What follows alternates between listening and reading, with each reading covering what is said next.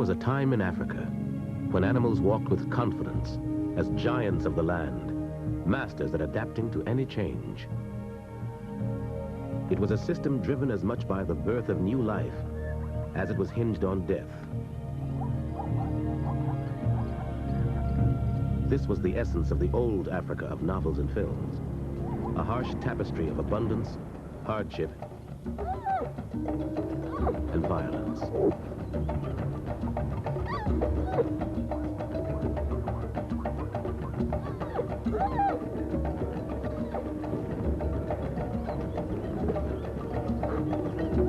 During these bloody battles, the balance of life gives both predators and prey a chance to win. For millions of years, mankind has been part of that system, hunting for survival and eating flesh for sustenance. But one strange characteristic now sets our species apart. Some say it is language, or the capacity to be overwhelmed by emotions. But the real difference is as haunting as the images of our dreams. Only one species kills its victims for its horns or teeth. Only man slaughters for trade, leaving in its wake not only death, but suffering.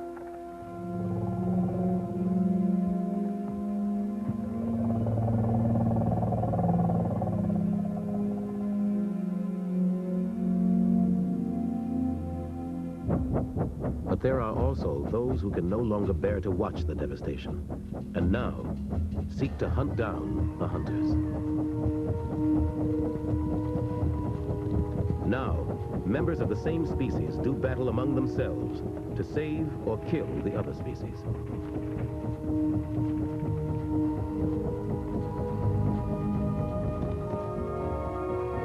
The opponents are the poachers of Africa, and they are pursued by Botswana's wildlife warriors.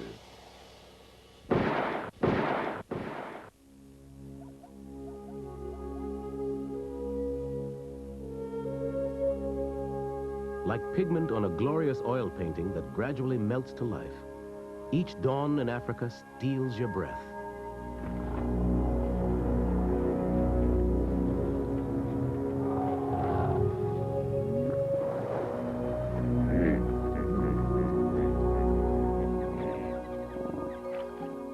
The intricate lacework of this continent keeps everything bound together, locked in the eternal struggle for continued life.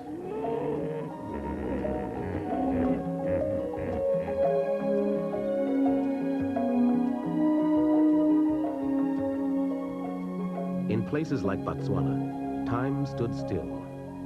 Its very remoteness provided sanctuary for even the largest in Africa.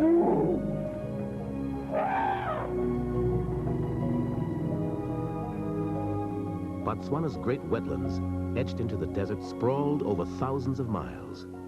Its scattered woodlands echoed with the sounds of mysterious beasts running wild through the undergrowth. Huge herds darkened the floodplains of a country where more than half of the land accommodates wildlife, a forgotten paradise. But no paradise is forgotten for long. Ancient rhinos die in an instant. Their horns feed man's myths about strange cures and aphrodisiacs. Elephants are simply shot for their ivory. Many escape to suffer alone. An old female has taken a bullet in the shoulder. The wound prevents her from reaching the next waterhole. By sucking from her stomach, she steals water from her body to splash behind her ears for cooling. Her next few days will be a race against dehydration. A race she will ultimately lose.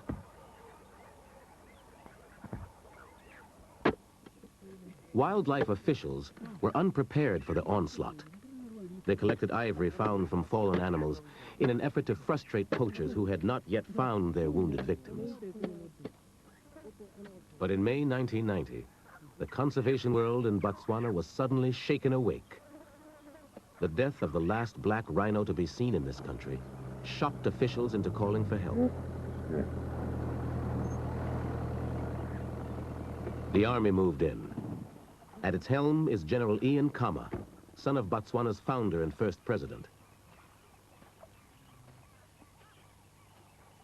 His response was immediate. This was rapidly becoming a wildlife emergency, and he started deploying his men against the poachers.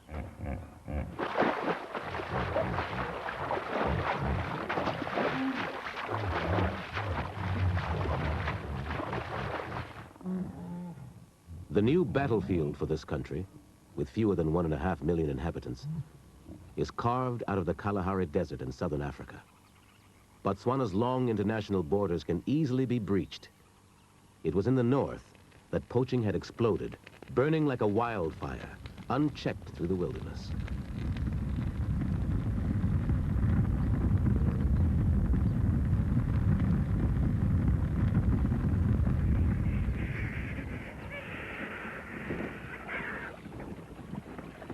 As a conservationist, this new attack boiled inside General Khama.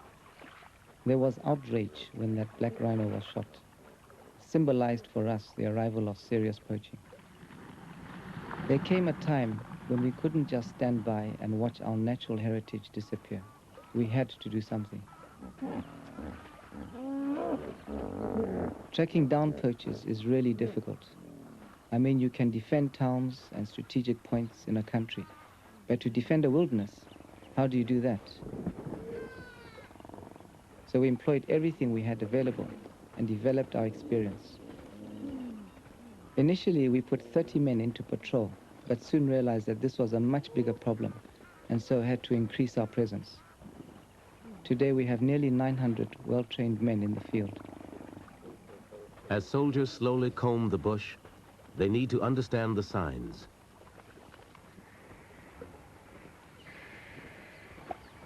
Scavengers drop down from the thermals and swirl onto the gunshot or snared animals that have limped off to die slow deaths.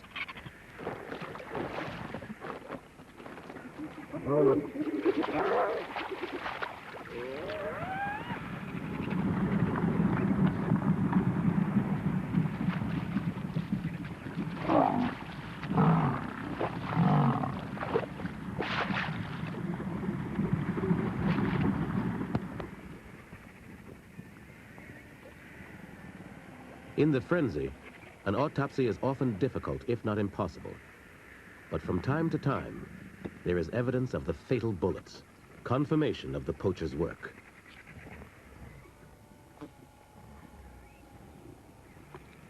But each time, they seem to melt away into the undergrowth, like phantoms, leaving behind artifacts of their grisly profession, from tiny snares to hastily abandoned loot.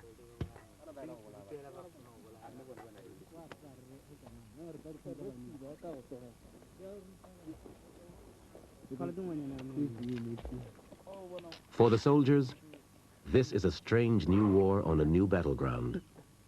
The bush is hotter and more humid than the villages and towns most come from.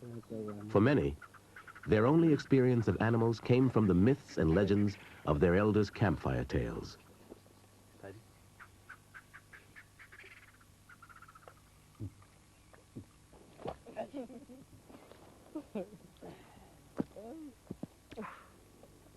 They will need more than just their weapons training to stay alive in the bush. The heat, the insects, the distant call of a lion after each drop-off are all unsettling. But the real danger can come from the men they hunt, somewhere out there in the silence.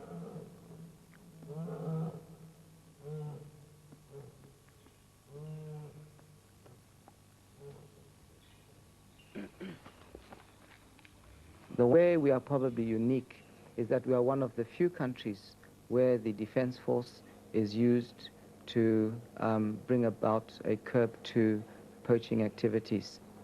Even from the highest level, our president has even gone out, he has taken time to visit our soldiers in their anti-poaching bases to see what they are doing.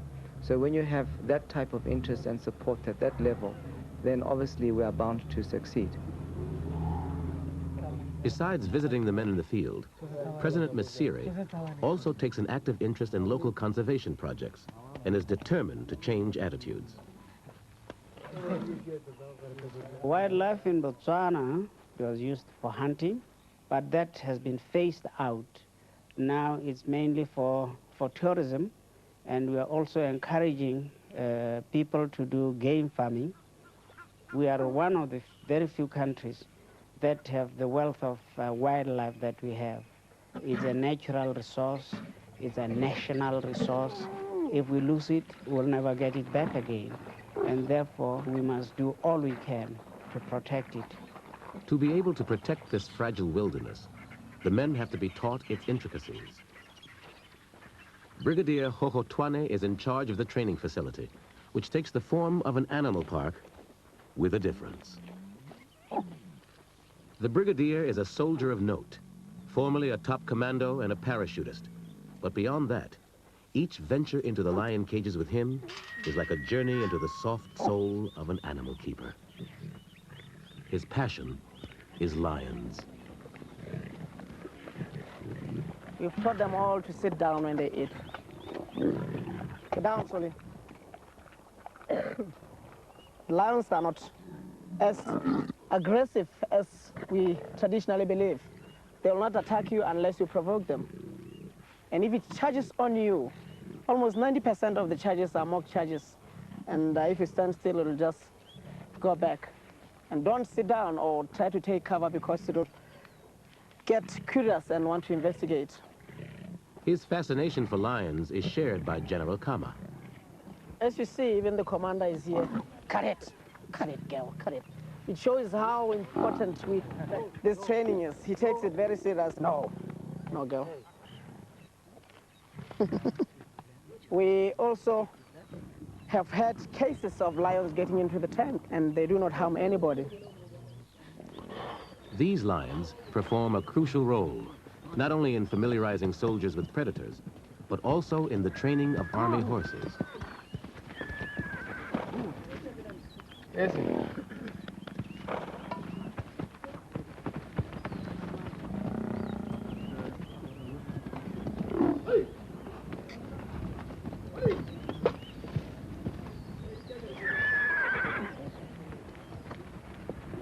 Lions and horses never have an easy relationship. The lions never seem to learn that the fence will always be there to cheat them. But horses destined for bush patrols are gradually broken in to the smell of lions here. Eventually, the training overpowers their natural instinct to bolt. It is a delicate job. They should not become too blasé. In the field, it's good to have some warning.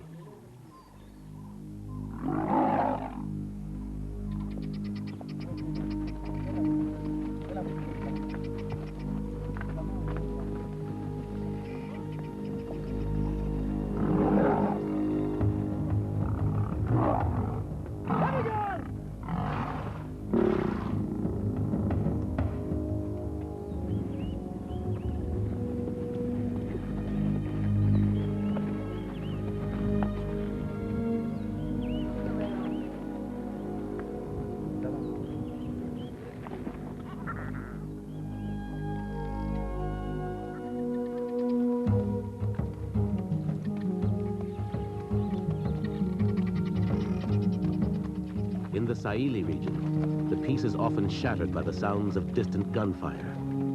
The poachers remain invisible. The soldiers have now named one band of poachers the Shaile gang and are focused on hunting them down. Persecuted animals guard the forests.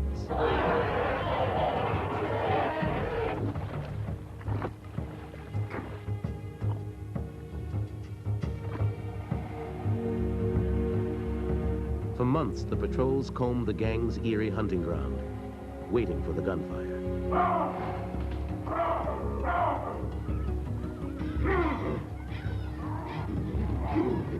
Hidden in the undergrowth are signs that before their training, they have missed.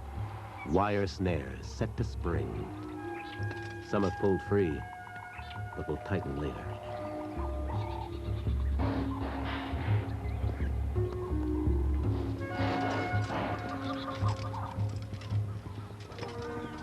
Many have already claimed their victims.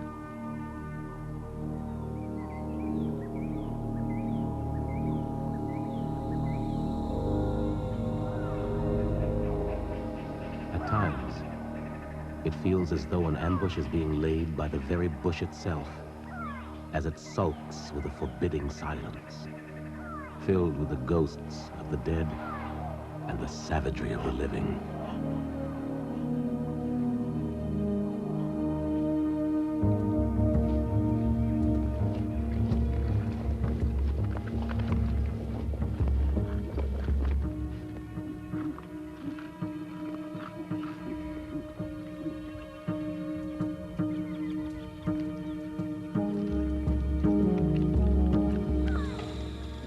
In these primordial forests, they must rely on the memories of their training.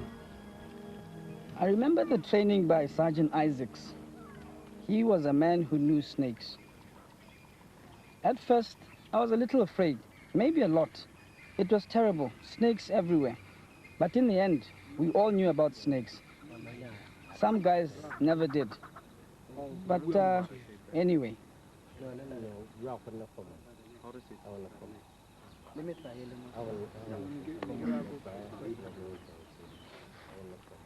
What we discovered is that if people don't know and don't understand and don't love animals, will not be prepared or will not really take this operation serious.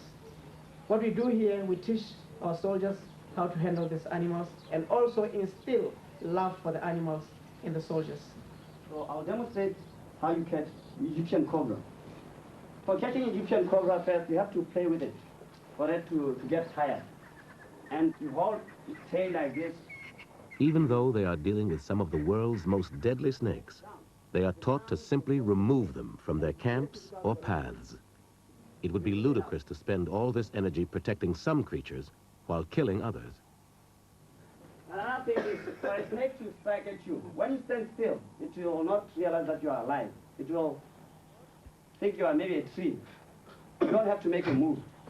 I want one of you to stand still, right? Stand still, don't make any move. Because if you make any move, it will strike at you, right? Stand still. You see? Tree climbing snakes might present a problem.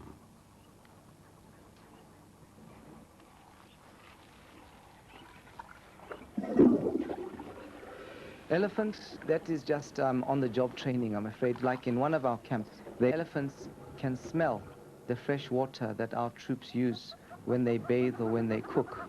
And then the elephants come into the camp and they abandon the camp and let the elephants have the free run of the place looking for the water source. And after some time, the elephants give up and our soldiers come back into the camp and put back the bits and pieces. But that's something which they just have to live with.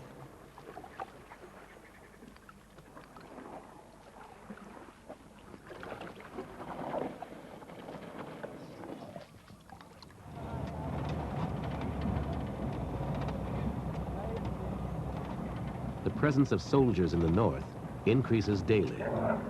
Here, the abundance of elephants gives a false impression of a healthy environment.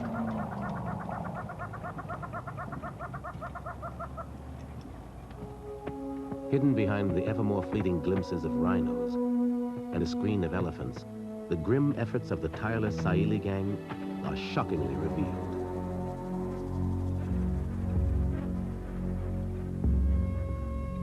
Poachers were stepping up their activities. With the black rhino already extinct here, the white could soon follow.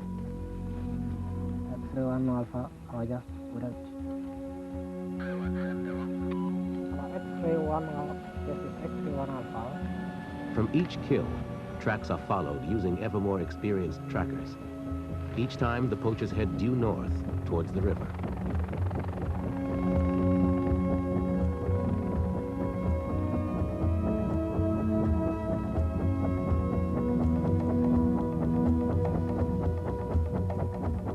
At one point along this northern river, the four countries of Botswana, Namibia, Zambia, and Zimbabwe all come together, making escape much easier for the poachers.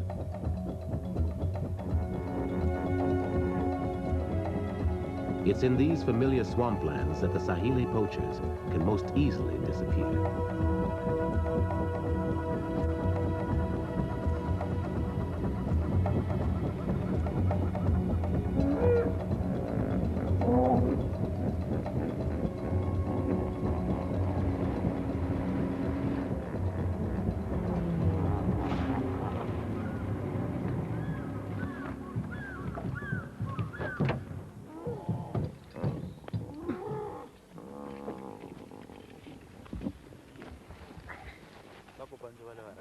The hippo bones indicate that this is an island they have used recently. Here, poachers make up bundles of meat to carry with the ivory and rhino horn to markets in the north. But at last, they find a clear set of tracks and follow through the mosquito-ridden swamp.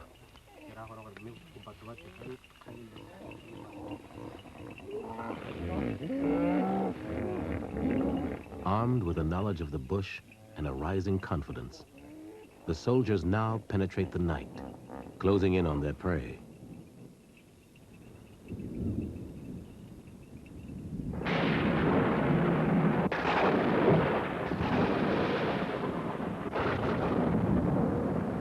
In this weather, poachers have an even greater advantage. Their tracks are quickly washed away, and with the poachers almost within their grasp, the patrol must be called off.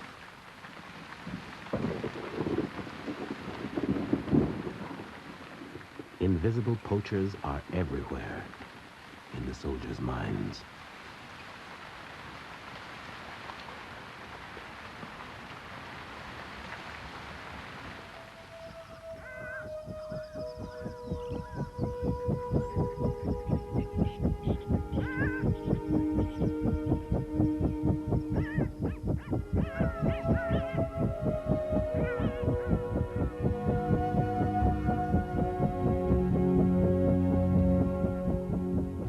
To protect a wilderness in Africa today costs millions.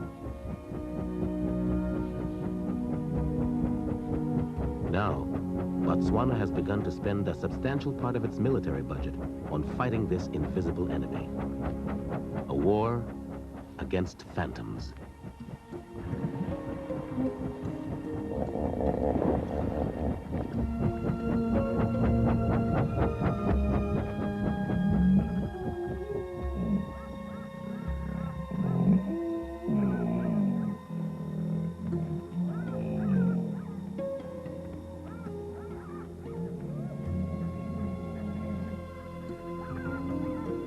Once they were protected after nightfall, but now ambushes await them. The soldiers use image-intensifying night scopes to see through the inky night.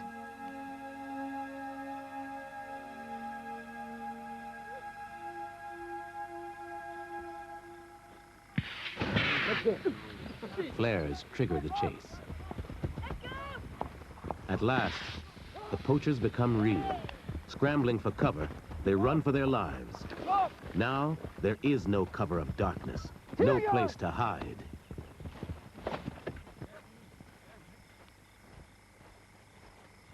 Pockets of poachers are run down in the eerie green shadows and gathered in for interrogation. We found some snares in this area of Shaile, and we believe that they are laid by your people. So, can you tell me anything about it? They just tell me. What did they tell you? I can't So when do they come to set these snares? No, actually, they tell me that before the sunset. Before sunset? Yes. Then what do they do with the meat? Some they eat, yes. Some they sell. These men are from outside of Botswana.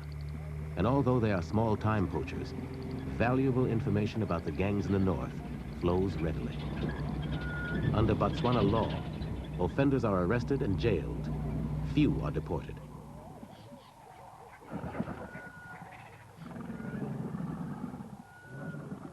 Amid the struggle to destroy or save, there are still many areas in Botswana in which peace prevails.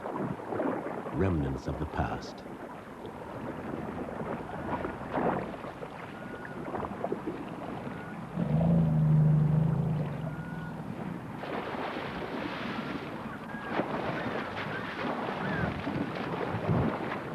Some national parks are situated along rivers with abundant water, where elephants are relaxed enough to play.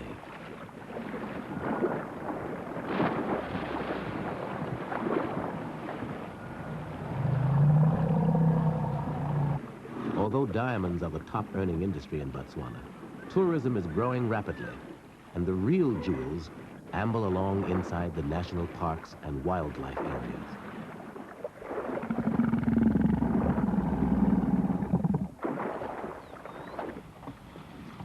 Tourism in the parks makes it awkward for poachers to hunt, but ironically, it also makes elephants more accustomed to man and therefore more vulnerable.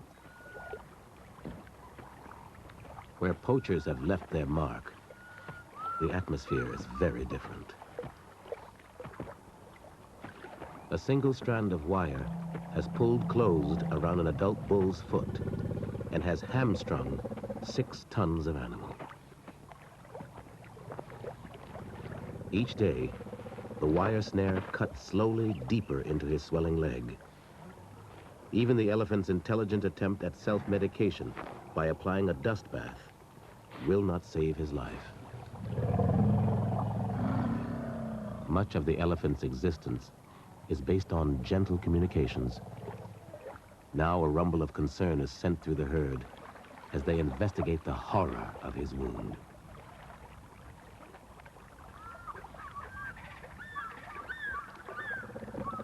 In the areas of heavy hunting, stressed elephants dribble from the temporal glands on their faces.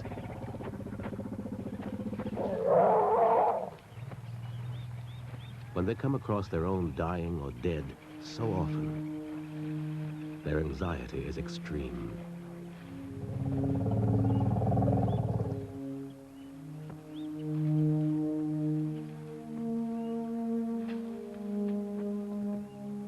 For an animal that has learned to trust man the tourist, these acts of betrayal must be deeply disturbing. One bull refuses to accept his companion's fatal injury and tries to raise his limp body.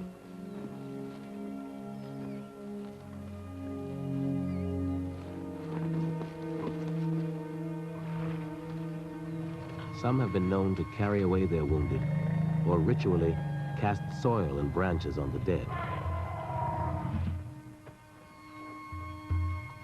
This attempt comes too late for the fallen bull.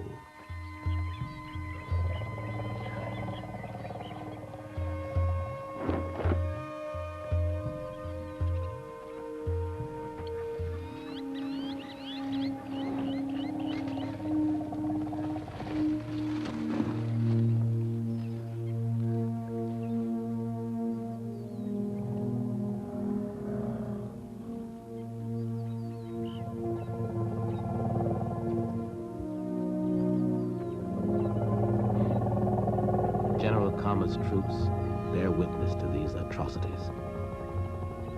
They have seen for themselves what damage the poachers can do to our wildlife populations, and that is enough motivation for them to get out there and be patrolling in those very difficult circumstances. The Army's very success in capturing poachers and confiscating ivory may lead to some confusion.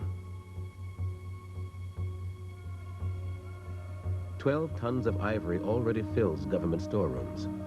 Now debate rages inside the country about what to do with it all. Should Botswana sell it to finance conservation and the anti-poaching effort? At the moment, the tusks are worth very little because of the ban on trade. But a renewed trade will revive the market, and that will give poachers new incentives to kill. Without the protection of the Army, there will be no more need for these debates, as poachers sneak in and systematically turn refuges into graveyards.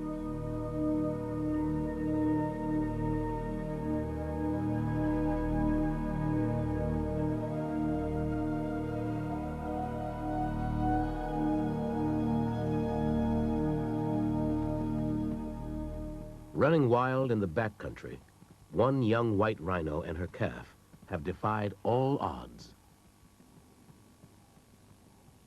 Today, all that is left of most of the rhinos in Botswana is locked up in a vault. The precious horns. When the numbers of white rhinos dipped from over 200 to less than a dozen, an effort to capture this last handful had to be made. As a result of the fact that we had concentrated our efforts in a region called the Kwando and the Lenyanti, quite a few of our rhinos were poached, and that is why a decision was made to translocate those rhinos in the Chobe to a rhino sanctuary in another part of the country.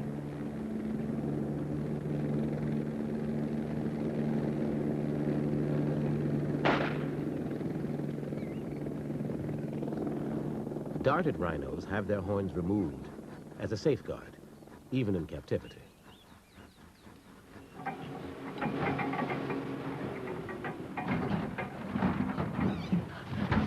Finally, the female and calf become captive, like state witnesses, held for their own safety.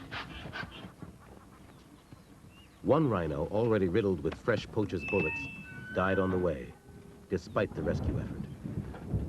The calf did not appreciate her isolated 6-hour journey.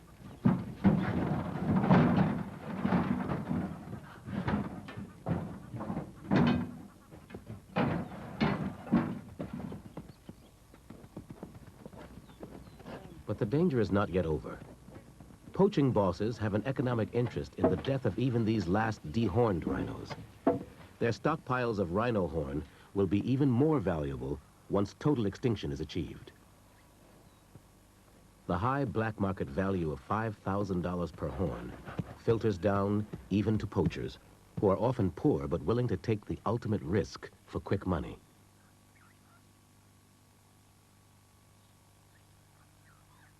Two years later, the rhinos are still in the sanctuary, under lock and key and constant watch.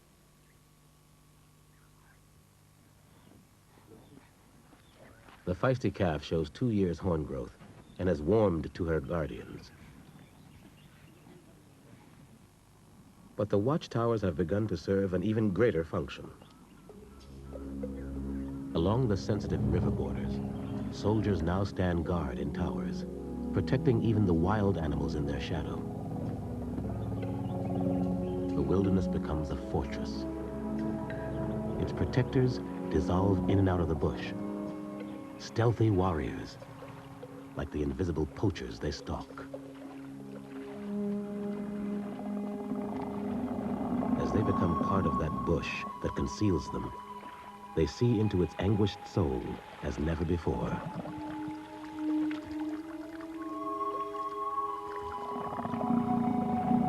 A snared trunk cheats one elephant of most of each precious mouthful of water, at a time when the dry season makes no allowances for the weak.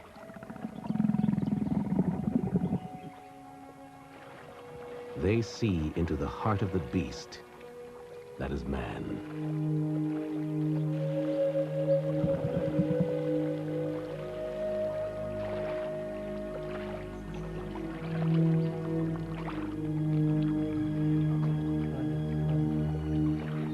When the soldiers become invisible themselves, the poacher's magic cloak suddenly drops away and reveals them.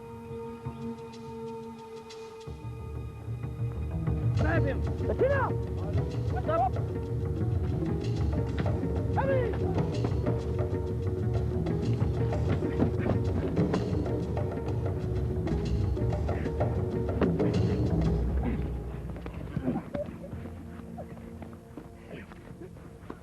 For the soldiers, there is a policy to use minimum force. If these poachers had been carrying automatic rifles, like the Shaile gang, this would have been a very different scene.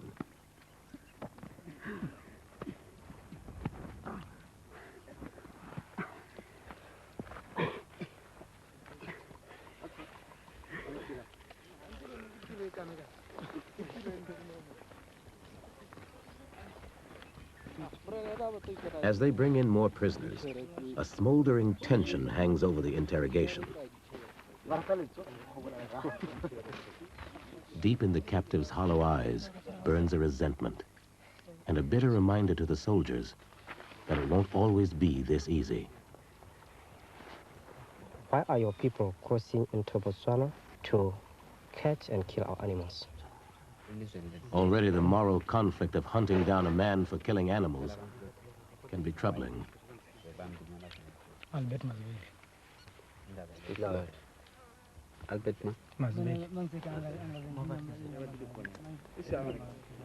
Small successes start to emerge.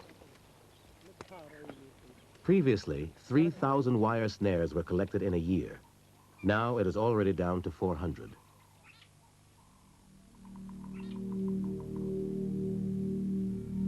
But each tactic has a counter-move. Each counter-move creates a new challenge. Poachers now employ a tactic that is almost as old as Africa itself: fire.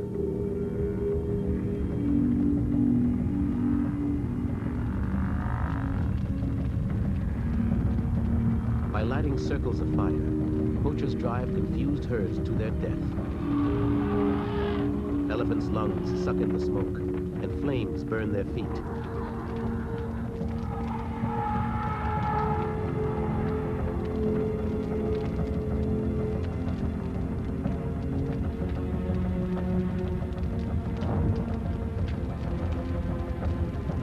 This deadly pact between poacher and fire causes massive destruction. Millions of smaller life forms disappear into the greedy flames.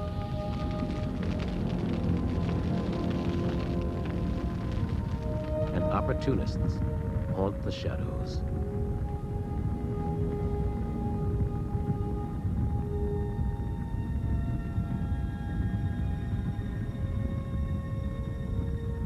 Seldom does a year go by when this dark cloak is not cast over Botswana, blackening the earth.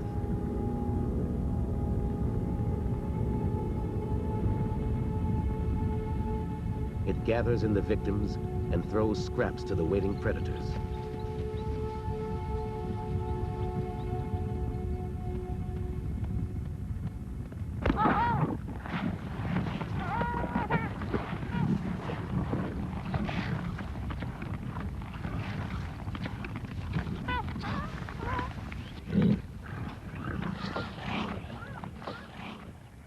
In the aftermath of the violence, the lions enjoy the rewards, unaware that they are as much victims of the change as they are benefactors.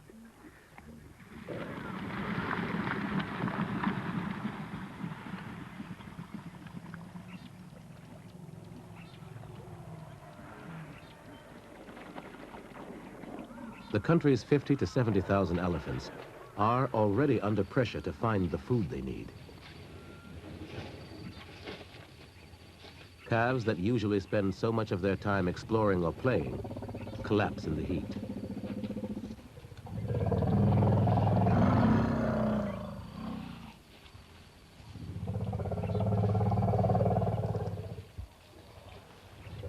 When the time comes to move on again, they are reluctant to be roused.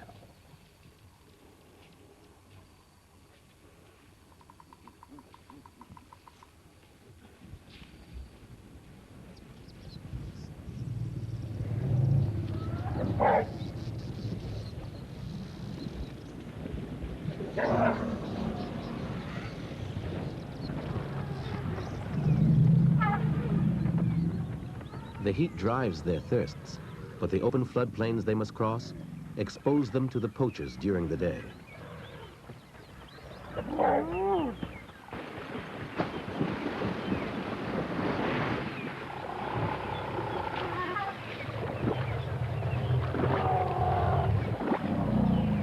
Any sign of man on the wind sends caution rumbling among them.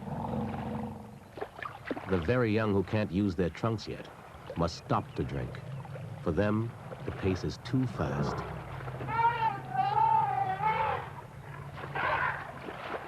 Unlike the tranquil elephants inside the parks, herds in heavily hunted areas spend less than a minute at the water in daylight hours, often simply gathering on the move. The weak and the young are often left behind as the herds hasten back into the tree line.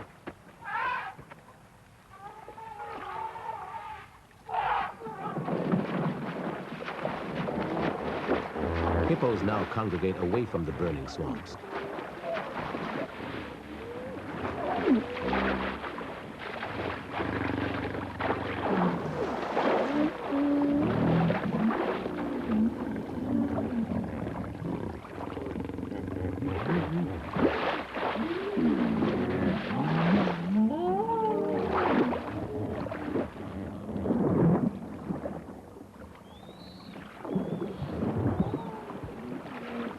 As they cut and slash over new territories, the bulls are in danger more from each other than from poachers.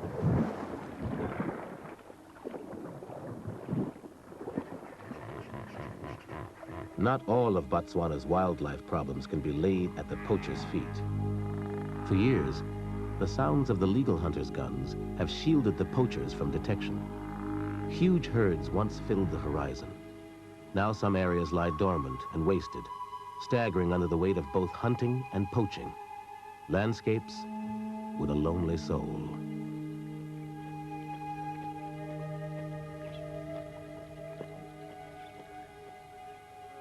In these areas, the lions are now victims of the poaching influence they once used so well.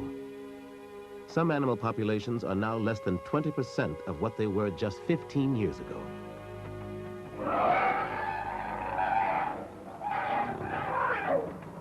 With such limited choice, some lions now specialize in hunting young elephants. The elephants are determined to chase off the lions and rescue any youngsters, but the predators take on even the largest and risk all to defend their kills.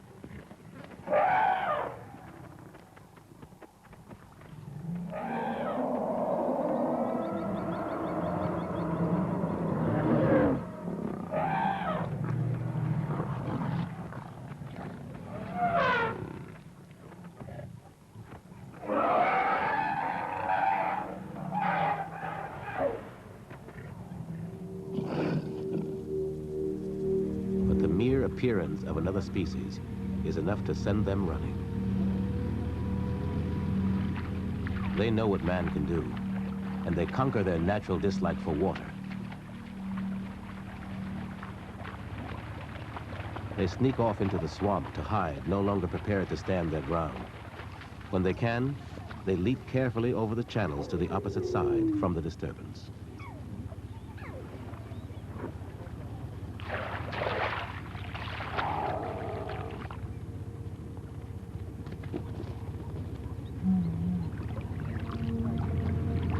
The very young cubs have learned already to increase the distance from any encounter with man.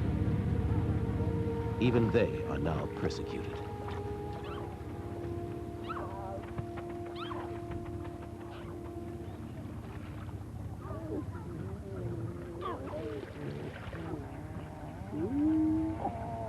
Lions will remain alarmed until the threat is miles away.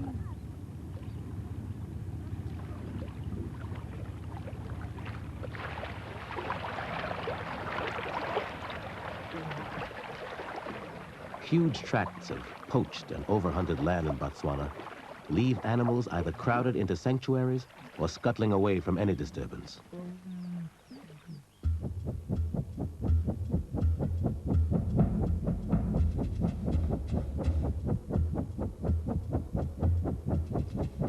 The burning has started again.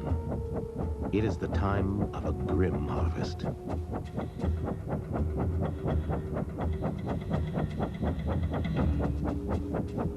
This is Shaile. The gang will be well armed and might be waiting.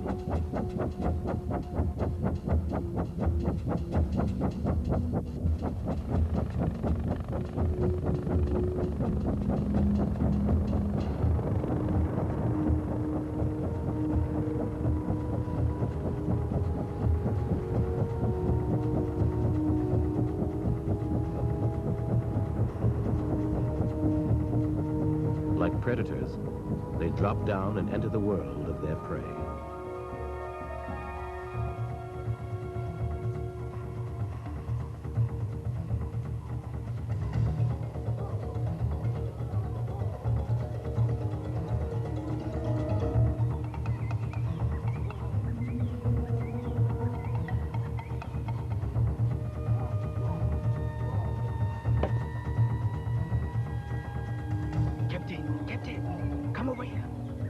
The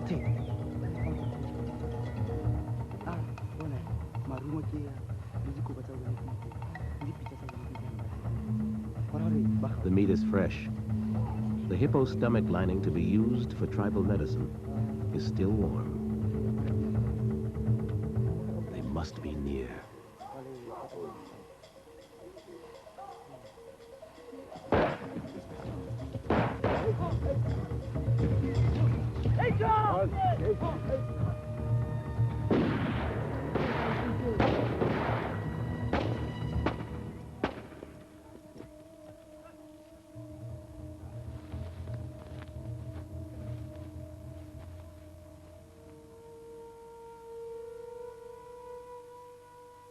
Two shotgun rounds blasted at the nearest soldier sealed the fate of these poachers.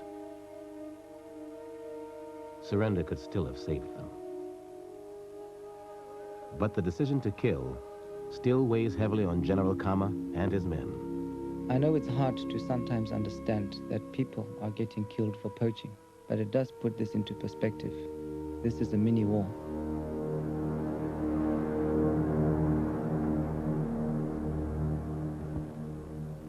But I would rather it was their people getting killed than my men.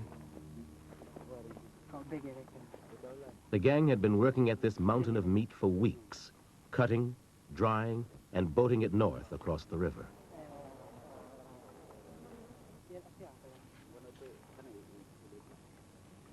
Their magic had betrayed them. They had thought they were invisible, protected from the bullets by a witch doctor's medication.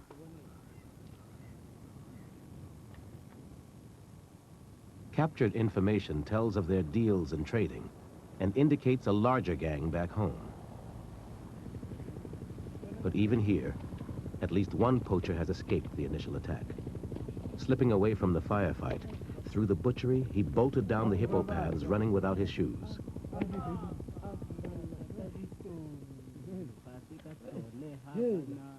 Among the debris, yet another question is answered. The final explanation of their apparent invisibility over the years. The soles of elephants' feet have been put to deceptive use, leaving behind no human tracks. Two poachers were killed who had the intention of coming here to kill everything in their sight. One of them escaped, but it's believed that he has been wounded because blood was seen on his trail. They saw a lion following that blood.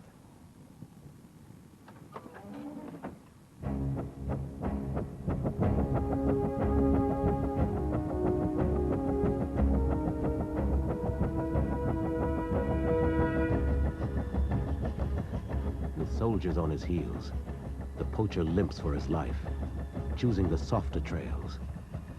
His tracks are clear.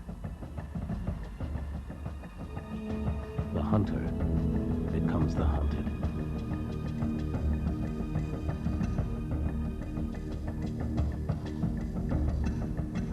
If the fugitive survives this nightmare, he will tell the rest of the gang what happened here today. It is an important message and a chilling deterrent.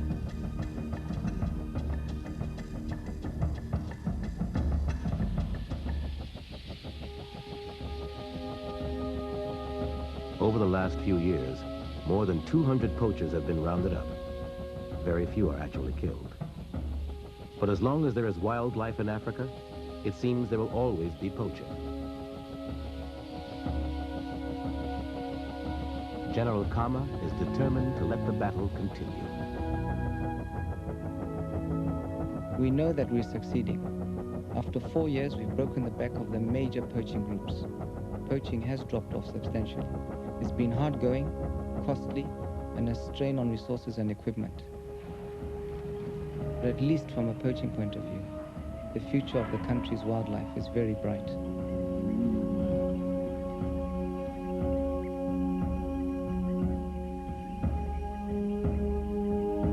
Like the lions that squabble over their kill, these two forces do battle over the very soul of this country.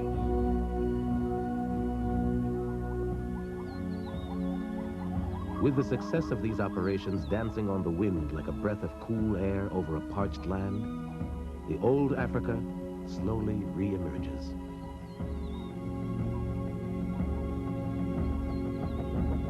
But in Botswana, at least, poachers can be sure that this chase will go on forever.